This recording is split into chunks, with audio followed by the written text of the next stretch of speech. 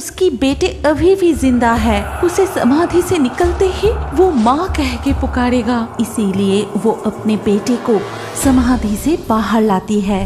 रामचंद्रपुर गांव के एक गरीब परिवार में पलाश और अमर नाम के दो भाई अपनी पत्नियों और बच्चों के साथ रहते थे। पलाश और प्रमिला का एक लौता बेटा गुड्डू, अमर और अर्पिता की 3 साल की बेटी जिसका नाम है पिंकी। वो सभी मिलजुल कर बड़ी सुख और शांति से रहते थे। ऐसे ही एक दिन सुबह से ही बारिश हो रही थी। तभी पिंकी बेटा, ये दूध जल्दी जल्दी पी लो, फिर भैया के साथ खेलने जाना। नहीं माँ, मुझे दूध बिल्कुल अच्छा नहीं लगता, मैं नहीं पीऊंगी। अरे ऐसे कैसे चलेगा? तुम तो मेरी प्यारी बच्ची हो ना, चुपचाप दूध पी लो। इतना कहकर अर्पिता ने पिंकी को दूध पिला दिया। फिर पिंकी खेलने के लिए गुड्डू के कमरे में चली गई। उस वक्त गुड्डू कमरे में कागज की नाव बना रहा था। भैया, ओ भैया, तुम क्या बना रहे हो? बहन, ये देख, मैंने कितनी सुंदर कागज की नाव बनाए हैं। चल, हम आंगन में जमे बारिश के पानी में ये नाव छोड़ते हैं। इतना कहकर दोनों भाई बहन मिलके उसके आंगन में जमा हुआ बारिश के पानी में कागज की नाव चलाने लगे। भैया, यहाँ तो नाव चल ही नहीं रही है। हाँ बहन, यहाँ तो पानी कम है। चल, हमारे घर के पीछे जो तालाब है वहाँ जाते हैं। ये नाव तालाब के पानी में अच्छा तैरेगा। लेकिन भैया, माँ और जिठानी ने देख लिया तो हमें बहुत डांट पड़ेगी। अरे कुछ नहीं होगा, चल ना। इतना कहकर गुड्डू पिंकी को लेकर घर के पीछे वाले तालाब के पास गया और वहाँ पिंकी को किनारे पर रुकने के लिए कह के गुड्डू खुद तालाब के पानी में उतरकर पिंकी से कहा, बहन, तू वही खड़ी रहना, इस तरफ बिल्कुल मत आना, नहीं तो गिर जाएगी। तू ऊपर से ही देख, मैं कैसे तालाब में नाव को छोड़ रहा हूँ। जैसे ही गुड्डू कागज का नाव तालाब के पानी में छोड़ा, अचानक उसका पैर फिसला और वो गहरे पानी में गिर गया। बचाओ, बचाओ, बचाओ, बचाओ। भैया, तुम्हें क्या हो गया? तुम ऐसा क्यों कर रहे हो? जल्दी से बाहर आ जाओ ना भैया, मुझे बहुत डर लग रहा है। भैया बाहर आ जाओ, भैया ऐसा मत करो। धीरे धीरे करके तालाब के पानी में डूबता चला गया। इधर पिंकी अपने भाई को पानी में डूबते देख बहुत डर गई। भैया, कहाँ चले गए तुम? भैया बाहर आ जाओ, बाहर क्यों नहीं आ रहे हो तुम? भैया, मुझे बहुत डर लग रहा है। माँ जिठानी मुझे बहुत डांटेगी। भैया बाहर आ जाओ ना भैया, भैया। पिंकी डर के मारे रोते रोते घर की ओर भाग गई और बिना किसी से कुछ कहे वो घर की एक कोने में जाकर छुप जाती है। फिर घंटों बीत गई। बहुत देर से दोनों बच्चों को ना देख अर्पिता बहुत घबरा जाती है। तभी जीजी, ए जीजी, तुमने गुड्डू और पिंकी को कहीं देखा है क्या? मैं सुबह उन दोनों को देखा था। दोपहर हो गई, कहाँ चले गए दोनों? और कहाँ जाएंगे, शायद बगीचे में खेल रहे होंगे। नहीं जीजी, मैंने बगीचे में भी देखा, वहाँ भी नहीं है। इसके बाद दोनों बहू मिलकर घर में गुड्डू और पिंकी को ढूंढने लगी, लेकिन कहीं नहीं मिले। ऐसे ही काफी समय बीत जाता है। पलाश और अमर को खबर मिलते ही वो घर लौट आते हैं। फिर सब कुछ सुनने के बाद वो सब मिलकर गुड्डू और पिंकी को आसपास ढूंढने लगे। फिर एक दुकान पे जाके पूछता है, काका, ओ काका, अपने गुड्डू और पिंकी को देखा क्या? नहीं बेटा, वो तो इधर नहीं आया। भैया देखो, उधर कुछ बच्चे खेल रहे हैं, चलो उनसे जाके पूछते हैं। इसके बाद वो उन बच्चों के पास गए और वो बच्चे उस वक्त टायर से खेल रहे थे। बच्चों, तुम लोग गुड्डू और पिंकी को देखा? नहीं चाचा, वो आज खेलने नहीं आए। पटाई कह रहा था कि उन्होंने कागज की नाव बना के घर के पीछे वाले तालाब में छोड़ने जा रहा था। ये सुनते ही वो सभी मिलके घर के पीछे वाली तालाब के पास गए और वहां जाके उन्होंने जो देखा उससे सबके रोंगटे खड़े हो गए। देखते हैं कि गुड्डू के मृत शरीर तालाब में तैर रहा है। गुड्डू!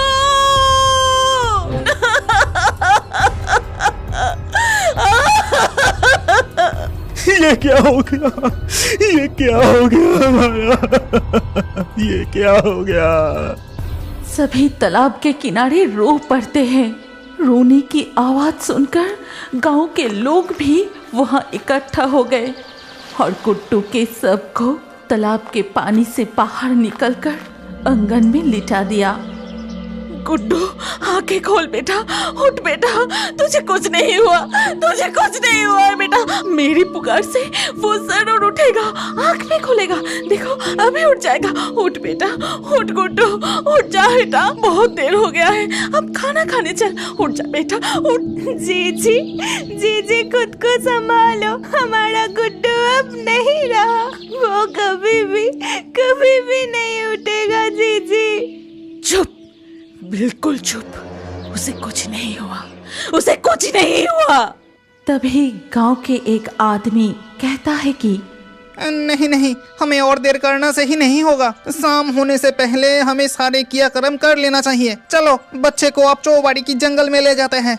फिर गांव के कुछ लोग मिलके गुड्डू के शव को चौबाड़ी के जंगल में ले जाते हैं। उसे कहाँ ले जा रहे हो? मत ले जाओ, मत ले जाओ, उसे कुछ नहीं हुआ है, कुछ नहीं हुआ है, उसे मत ले जाओ। प्रमिला पागलों की तरह रो रही थी। तभी रोने की आवाज सुनकर पिंकी कमरे से बाहर आई। तुम सब भैया को कहाँ ले जा रहे हो? उसे मत ले जाओ भैया, मैं किसके साथ खेलूंगी, मत ले जाओ भैया को। सभी मिलके चौबाड़ी के जंगल में बच्चे का समाधि देने का क्रियाक्रम संपन्न करते हैं। इस चौबाड़ी के जंगल में सिर्फ बच्चे को ही समाधि देने के लिए लाया जाता है। इधर प्रमिला अपने बेटे के गम में रोते ही रहती है। खाना पीना सब कुछ छोड़कर वो बीमार पड़ गया था। कुछ ही दिनों बाद वो भी इस दुनिया को छोड़कर चली गई। इस घटना के बाद उनका परिवार में दुख का अंधकार छा गया। ऐसे ही एक दिन, तुझे कुछ नहीं हुआ बेटा, तुझे कुछ नहीं हुआ। देख, तेरी माँ अभी तुझे यहाँ से निकलकर फिर से ठीक कर देगी। देख बेटा, तुझे कुछ नहीं हुआ है, देख। ये कहते ही प्रमिला की आत्मा मिट्टी को हटाने लगी। वो सोचती है कि उसकी बेटे अभी भी जिंदा है। जैसे उसे समाधि से निकलते ही वो माँ कह के पुकारेगा। इसीलिए वो अपने बेटे को समाधि से बाहर लाती है। फिर उसे गोद में उठाए प्यार करने लगी, जोर जोर से पुकारने लगी। लेकिन गुड्डू नहीं जागा।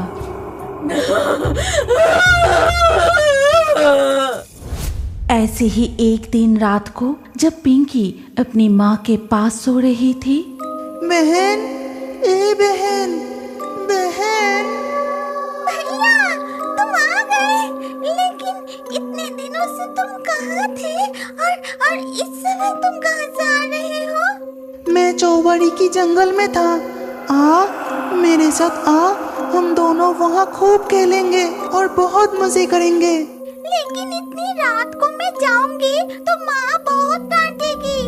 अरे कुछ नहीं होगा, आओ ना, वहाँ मेरे माँ भी है। ठीक उसी वक्त गुड्डू की आत्मा वहाँ से भाग जाता है। भैया, जिठानी भी तुम्हारे साथ है। भैया तुम कहाँ गए? भैया, भैया रुक जाओ भैया। पिंकी भी बिस्तर से उठकर गुड्डू के पीछे पीछे जाने लगी। तभी अर्पिता जाग जाती है।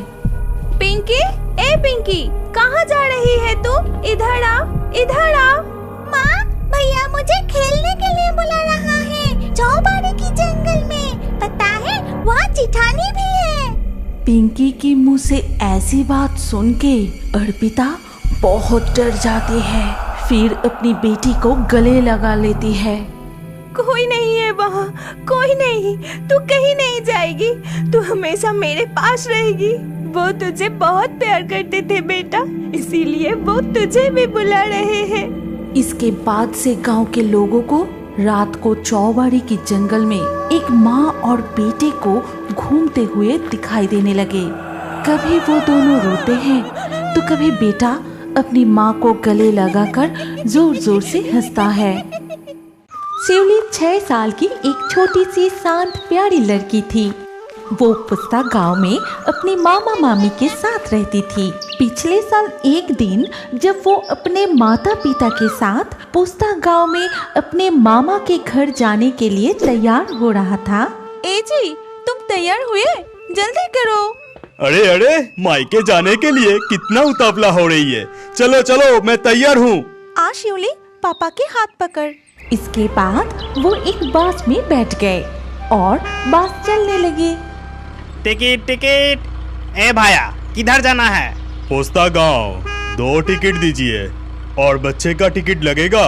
नहीं, बच्चे का नहीं लगेगा।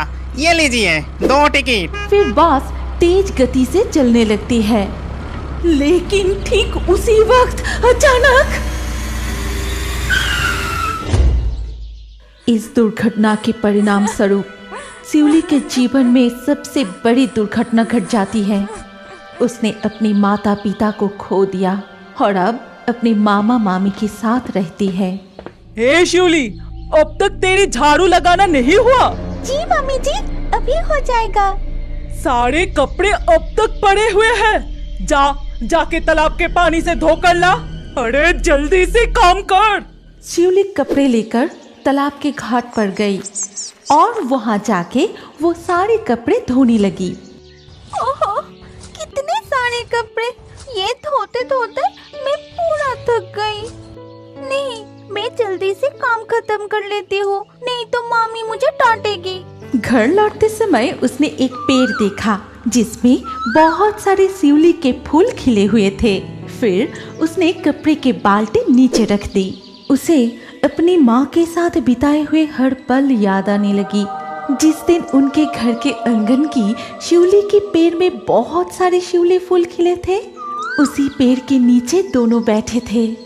तभी उसकी माँ एक शिवली की हार पहना के बोली थी, तुझे पता है, ये शिवली के फूल मुझे बहुत पसंद है और इसीलिए तो तेरी नाम शिवली रखा हो।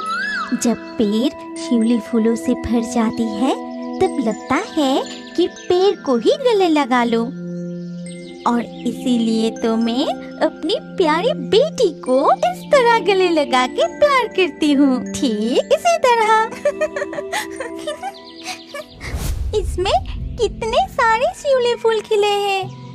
माँ, तुम कहाँ हो? तुमने कहा था कि तुम्हें शिवली के फूल बहुत पसंद है। देखो, पेड़ पर कितने शिवली खिले हैं। आओ ना माँ, कितने दिन हो गए तुम्हें नहीं देखा। आओ ना माँ। माँ। ए शिवली, तू हंसते हुए पेड़ की तरफ क्या देख रही है? उधर तेरी मम्मी जी तुझे बुला रही है। मामी जी बुला रही है? अरे बाप रे, जल्दी चलो मामा। शिवली घर लौटते ही उसकी मामी, अब तक कहाँ थी तू? जरूर तालाब के पानी से खेल रही थी। नहीं नहीं मम्मी जी, मैं तो। मुझसे जबान लड़ा रही है? एकदम चुप रहना। चल, भाई को ये पूरा दूध पिला देना, मैं अभी नहा के आती हूँ। जब शिवली अपने भाई को दूध पिलाने के लिए बैठने जाती है, ठीक उसी वक्त उसकी मामा उसे बुलाती है। ओ शिवली, मुझे थोड़ा पानी पिलाना बेटी, मुझे बहुत प्यास लगी है। ठीक है मामा, तुम बैठो, मैं अभी लाती हूँ। ये कह के शिवली घर के अंदर चली जाती है। फिर वो अंदर जाके थोड़ा सा पानी लेकर फिर बाहर आके अपनी मामा को दिया और मामा पानी पीने के बाद बोला, मैं काम पे जा रहा हूँ, जब तक तेरी मामी जी ना आए भाई का ख्याल रखना, ठीक है? मैं चलता हूँ। मामा चले जाने के बाद शिवली अपने भाई के पास जाके देखा भाई सारे दूध गिरा के उस दूध से खेल रहे हैं। ये देखकर नन्ही शिवली बहुत डर गई। तभी उसकी मामी तालाब के घाट से लौटने के बाद सब कुछ देख के कहती है, अरे अरे ये तूने क्या कर दिया? तूने अपने भाई का दूध गिरा दिया। इतना कहकर शिवली की मामी बहुत गुस्सा करने लगी। बता तूने ऐसा क्यों किया? तूने दूध क्यों गिराया? तूने मेरे बेटे का दूध गिराया ना? आज तेरा भी खाना बंद। अब तुझे समझ आ जाएगी। मैंने कुछ नहीं किया मामी जी, मैंने कुछ नहीं किया। इतना कहकर शिवली की मामी उसे बहुत बहुत डांटने लगी। इतना डांट सुनने के बाद वो बहुत दुखी हो गई और उस शिवली पेड़ के नीचे जाके रोते हुए बोली, माँ कहाँ हो माँ? मेरे पास आओ ना माँ। माँ मुझे भी तुम्हारे पास ले चलो ना माँ। मुझे यहाँ रहने में बहुत तकलीफ हो रही है माँ। आओ ना माँ, मेरे पास आओ ना। तभी अचानक किसी ने बड़े प्यार से शिवली को बुलाने लगी और ये मीठी आवाज सुनकर शिवली बहुत उतावला हो गई। शिवली, शिवली, शिवली। माँ तुम कहाँ हो माँ? मैं तुम्हें क्यों देख नहीं पा रही हूँ? माँ तुम्हें मैं देख नहीं पा रही हूँ माँ। शिवली, ए शिवली, अरे ओ शिवली। अरे बाप रे, मम्मी जी इधर ही आ रही है। लेकिन मैं समझ गई माँ कि तुम इधर ही हो। मम्मी जी क्यों बुला रही है वो सुन के ही मैं आ जाऊंगी। तुम यही रहना, कहीं नहीं जाना, मैं जल्दी आ जाऊंगी। इतना कहकर शिवली वहाँ से चली गई। फिर घर लौटते ही उसकी मामी, आजकल तू बहुत उड़ रही है, जब देखो बाहर चली जा रही है। जाके घास काट कर ले आ और गाय को खिला दे। फिर वहाँ से शिवली बिना कुछ बोले घास काटने चली गई। इसके बाद उसने बहुत सारी घास काटकर गाय को खिलाने के लिए आई। फिर वो बड़े प्यार से गाय को घास खिलाती है। इसके अलावा वो और भी बहुत सारे काम करती है। फिर भी मामी का गुस्सा शांत नहीं हुआ। दोपहर को खाना तक नहीं दी। फिर रात को जब मामा मामी खाने पे बैठते हैं, मम्मी जी मुझे भी कुछ खाने के लिए दो ना, मुझे बहुत भूख लगी है। मुझसे और भूख बर्दाश्त नहीं हो रही है। अजी सुनती हो, आप तो शिवली को कुछ खाने के लिए दे दो। वो भी तो छोटी है, गलती से दूध गिर गया होगा, उसे और सजा मत दो। तुम चुप ही रहो। अभी से ठीक ठाक शासन नहीं करेंगे तो वो बिगड़ जाएगी। तुम्हें जो ठीक लगे वो करो, मुझसे और देखा नहीं जाता। इतना कह के मामा उठकर चले गए। सुबह की पिटाई, दिन भर की मेहनत और तेज भूख के मारे रोते हुए वो अपने कमरे में जाके सो जाती है। लेकिन आधी रात से उसे तेज बुखार आती है और तेज बुखार से कांपते हुए एक ही बात बार बार कहने लगी, माँ मुझे अपने पास ले चलो माँ। मुझे बहुत कष्ट हो रही है माँ। मैं और सहन नहीं कर सकता माँ।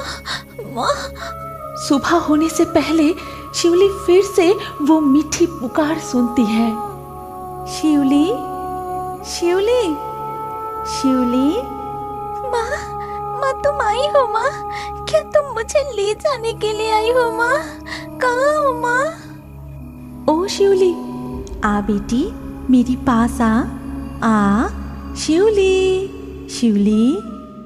अगली सुबह मामी जब कमरे से बाहर आई तो देखा शिवली गले में शिवली फूलों की हार पहन के घर के आंगन में बैठे हैं। आज बहुत जल्दी उठ गई है। जाके पीने का पानी ले आ। क्यों रे, सुनाई नहीं दिया? जाके पीने का पानी ले आ। बहुत साहस हो गई है। ऐसी मारूंगी ना। ये कहते ही शिवली की मामी उसकी तरफ आगे बढ़ती है, लेकिन देखती है कि शिवली की आंखें लाल हो चुकी है और शिवली उसे खतरनाक तरीके से घूर रही है। अच्छा ठीक है, मैं ही चली जाती हूँ, लेकिन गाय के लिए घास तू ही लाएगी। शिवली वहाँ से एक कदम भी नहीं हिली। बल्कि घास काटने वाली हथियार उड़ के मामी के हाथ में आ गई। ये देख मामी गुस्से से उस हथियार को ही ऊंचा करके बोली, न जाने कहां से जादू टोना सीखकर मुझे डरा रही है। रुक, अभी तुझे मजा चखाती हूँ। तभी शिवली खड़ी हो गई और उसके बगल में पड़ी हुई एक छड़ी अपने आप उड़ के मामी को पीटने लगा। मुझे बहुत दर्द दिया है तुमने, अब सारे काम तुम करोगे। जाओ जाके घास काटो। अजी सुनती हो? जल्दी बाहर आके देखो, ये शिवली मेरे साथ क्या कर रही है। मुझे बचा लो। लेकिन मामा नींद से नहीं जागे, वो सोते ही रहे। इधर वो छड़ी मामी को पीटता ही रहा और वो मार खाते हुए घास काटने के लिए जाती है। फिर कटी हुई घास लाकर गाय को देती है। फिर वो झाड़ू लगाई, तालाब के पानी में जाके कपड़े धोए। पूरा दिन बस काम ही करती रही। अगर जरा सा भी रुके तो वो छड़ी से पिटाई शुरू। पूरा दिन कुछ खाने को भी नहीं मिले। जब शाम होने को आई तब थक के घर के अंदर जाके बोली, अरे तुम कितना सो रहे हो जी? आज काम पे भी नहीं गए, इतना बुलाने पे भी बाहर नहीं निकले और बेटा भी कुछ नहीं खाया।